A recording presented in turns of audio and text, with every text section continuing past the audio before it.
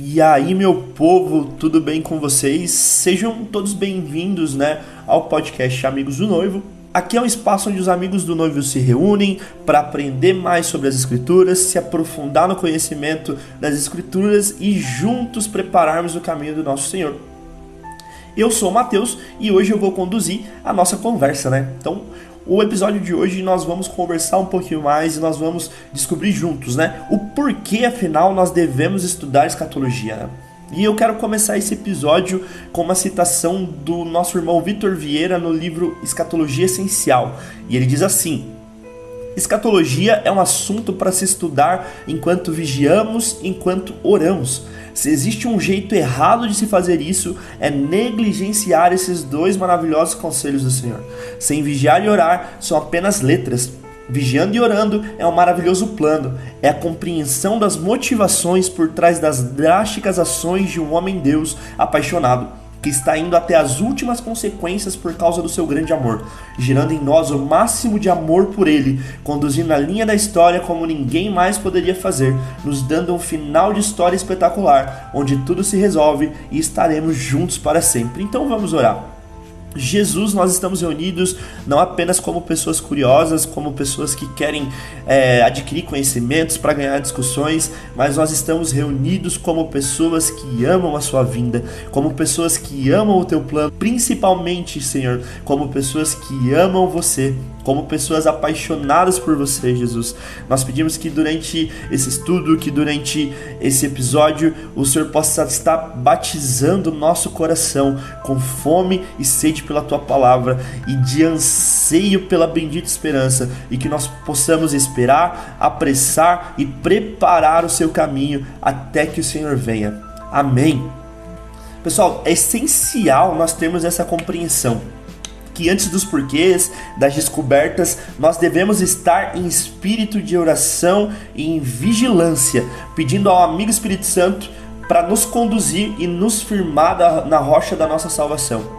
Então a gente está reunido aqui nesse propósito de aprender mais sobre Jesus, de aprender mais sobre as coisas do fim, e nós podemos encarar isso com muita naturalidade. Estamos aqui reunidos para estudar, é só mais um podcast, é só mais um conteúdo que eu gosto de ouvir, que eu gosto de acompanhar, mas tenha certeza que Satanás vai tentar roubar essa semente do seu coração. Ele vai tentar roubar de você essa semente que está sendo semeada. Ele vai tentar com todas as forças dele fazer com que essa semente não germine no seu coração e não produza frutos em você. Essa mensagem do fim é a mensagem que vai mudar a sua vida por completo. Você nunca mais será o mesmo, e eu não estou exagerando. E o interesse de Satanás é que você viva uma vida despreparada, não estando nem aí para o dia do Senhor, para que quando chegue o tempo do fim você esteja despreparado e você não alcance a salvação de Jesus. Então eu peço que vocês tenham muita vigilância, que vocês tenham muita sobriedade, que vocês avancem nesse estudo com muita vigilância e em espírito de oração. O apóstolo Paulo nos mostra o motivo que deve nos encher de esperança pela vinda de Jesus. Ele fala lá em 2 Timóteo 4,8: desde agora a coroa da justiça me está guardada, a qual o Senhor, justo juiz, me dará naquele dia, e não somente a mim, mas também a todos os que amarem a sua vinda.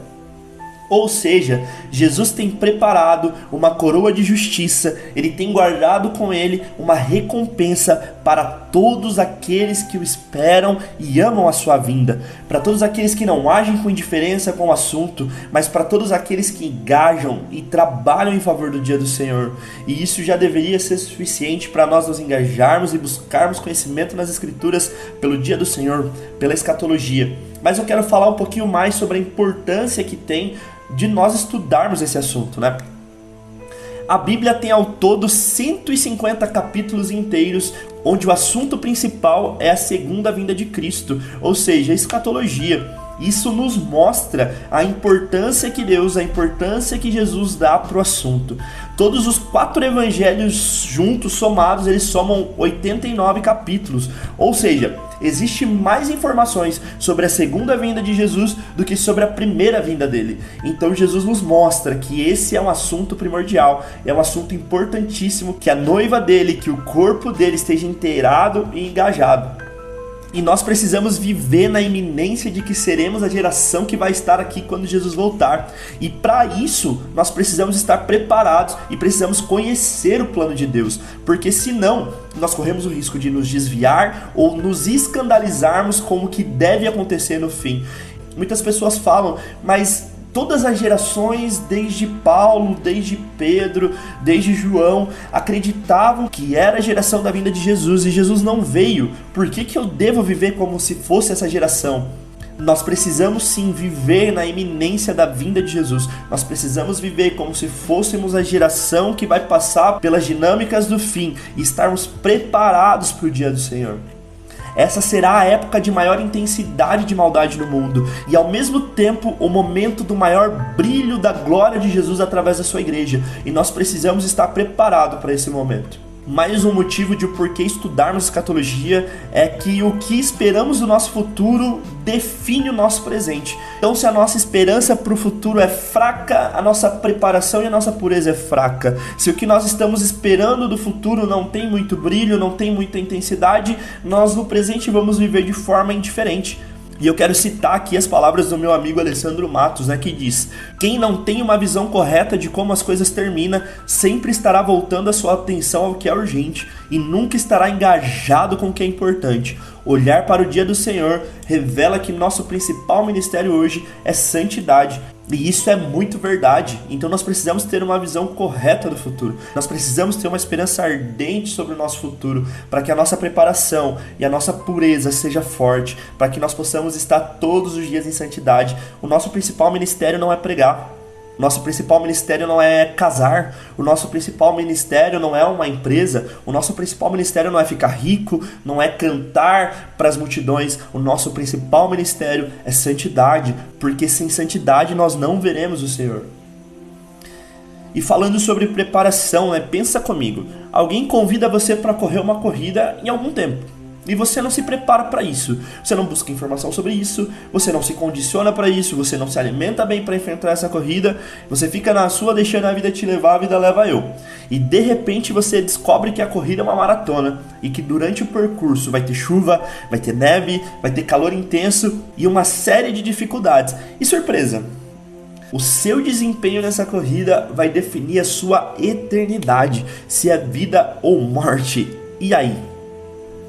Se você soubesse como seria essa corrida desde o início, se você soubesse dos obstáculos, dos acontecimentos que teriam no meio dessa corrida, que o seu futuro depende dessa corrida, você não mudaria sua perspectiva, você não mudaria sua preparação?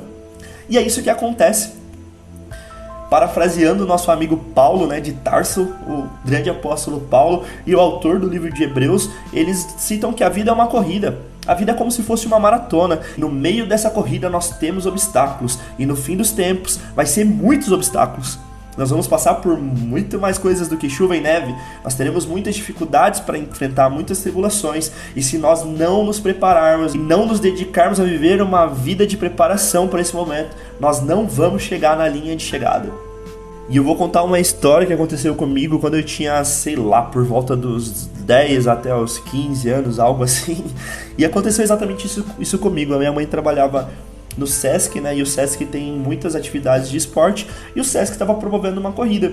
E aí minha mãe falou assim, participa da corrida do Sesc lá, o pessoal chama você para participar. E eu falei, cara, tô dentro, uma corrida suave, corro tanto na rua aqui, brincando de esconde-esconde, jogando bola, correndo o tempo todo aqui, pra mim correr vai ser tranquilo. E era uma corridinha de 3 km e eu não me preparei. E meu amigo, a hora que eu cheguei nessa corrida, eu corri 300 metros e caí de joelho. E eu tive que terminar os 3 km vergonhosamente andando, porque eu não estava preparado para essa corrida. E se a minha vida dependesse dessa corrida, eu teria morrido. E a preparação para essa corrida no fim dos tempos não é comprando armas, não é construindo um refúgio subterrâneo, é vigiando, orando e mergulhando na palavra do Senhor, é se santificando. Em Mateus 24, uma advertência feita por Jesus sempre me salta aos olhos toda vez que eu leio esse capítulo. Jesus fala para os discípulos, ele está junto com os seus discípulos, está dando uma volta, está passando pelo templo, e os discípulos perguntam para Jesus, Mestre, qual que é o sinal da tua vinda e dos fins dos tempos? Jesus olha para os seus discípulos e diz, cuidado para que ninguém vos engane. E isso me deixa muito intrigado. Jesus poderia falar de sinais, como ele fala depois em Mateus 24, ele poderia falar de várias coisas, mas ele fala, cuidado para que ninguém vos engane, porque é primordial que nós estejamos preparados para vencer o engano. No fim dos tempos, uma onda de engano será derramada, onde a verdade será corrompida, a palavra de Deus será tirada da terra, como se não houvesse uma lei, como se Deus não tivesse uma lei. E se nós não estivermos preparados contra o engano, nós teremos o nosso amor esfriado e entraremos no estado de apostasia. E se nós não conhecermos sobre o fim, se nós não nos revestirmos da verdade de Deus, nós vamos estar vulneráveis ao engano, que com certeza vai varrer a terra antes do dia do Senhor. Nós devemos também estudar a escatologia porque a palavra de Deus, ela é como uma bússola. E não tem como nós estarmos preparados para os acontecimentos que vão acontecer em breve, se nem ao menos nós soubermos que acontecimentos são esses. E é a palavra de Deus, é a profecia bíblica que vai nos guiar como uma bússola durante os tempos que virão. Sem nos apegarmos à palavra de Deus, nós poderemos cair em 4 erros. Nós poderemos ficar com medo. Se nós não sabemos o fim e se nós não conhecemos o plano e o homem por trás do plano, nós teremos medo da destruição e de tudo aquilo que virá. Nós podemos também cair na ofensa, nós podemos nos ofender com o juízo de Deus. Nós podemos nos ofender com a forma que Deus leva o seu amor até as últimas consequências. Nós podemos achar exageradas ou injustas a forma com que Deus vai lidar com o pecado e com a injustiça no fim. Nós podemos cair em confusão. Quando nos depararmos com os eventos que a Bíblia cita nas profecias, é muito fácil nós ficarmos confusos se nós não tivermos o olhar direcionado para o lugar certo, que é Jesus.